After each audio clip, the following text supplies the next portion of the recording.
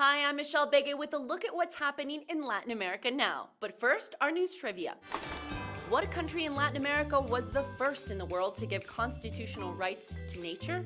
We'll have the answer later.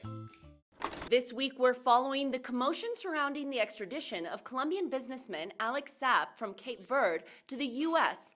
Saab, a former collaborator of Venezuela's President Nicolás Maduro, was wanted by the U.S. on money laundering charges. Venezuela's government suspended its talks with the opposition that were taking place in Mexico, arguing that Saab was part of the team negotiating a way out to the political crisis.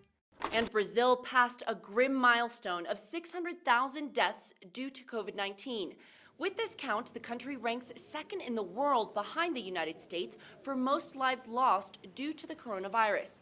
These images are of a human rights group, Rio de Paz, commemorating those lost lives with 600 white handkerchiefs in front of the National Congress in Brasilia. The nation's Senate Commission is preparing a final report of an investigation into the government's handling of the pandemic. In Guatemala, a dozen former soldiers stormed the parking lot of the congressional building, burning several vehicles and chaining the doors so the congressman couldn't leave the building. The anti-riot police were able to take the building back, but there were 5 people injured in the incident. The former soldiers were protesting Congress's refusal to pass a bill that authorized $15,000 compensation to each retired soldier for having served during the country's internal armed conflict that ended in 1996. And FIFA's president Gianni Infantino is on a tour of South America with stops in Venezuela, Colombia, Ecuador, Chile, and Argentina. The president is promoting FIFA's proposal to hold the Football World Cup every 2 years instead of 4. He argues this will disperse the funds that football generates more equally. Now let's check in with my colleague Joel Richards, who has more on the building tension in Chile. Thousands of Chileans took to the streets on Monday to mark the second anniversary of the social unrest of 2019, which many call Chile's awakening, and which is still shaping the country. 2 years ago, the rise in metro ticket price sparked protests by a group of secondary school students. Those protests escalated into the largest demonstrations in decades over economic inequality and a demand for better healthcare, education and social welfare. The result of the mass protests is a new constitutional process that is underway but does not conclude until next year.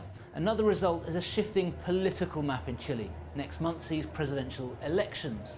Now, the marches this week were mostly peaceful, though police reported 2 deaths and 450 arrests resulting from violent incidents. Now, all of the presidential candidates condemned those isolated acts of vandalism and violence, but that really is the only point of agreement between them.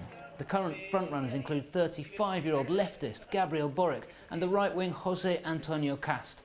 2 candidates who have polar opposite views of what is happening in Chile right now and what they want for the country should they be elected president. Okay, now let's look at what stories we're following for next week.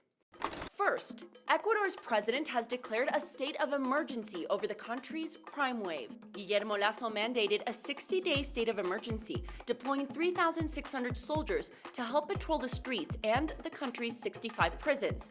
So far, Ecuador has registered almost 1,900 murders this year. That's 500 more than the 1,400 reported for all of 2020. The underlying problem, says the government, is increased drug trafficking and growing consumption.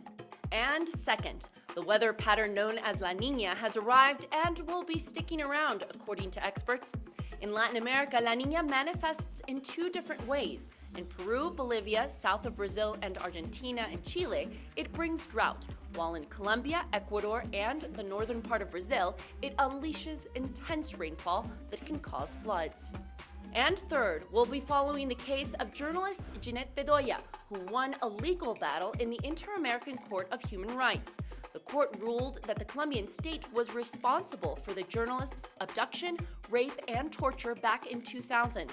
The government will now have to investigate and prosecute those responsible. It must also promise to protect female journalists by investing in public programs that support them.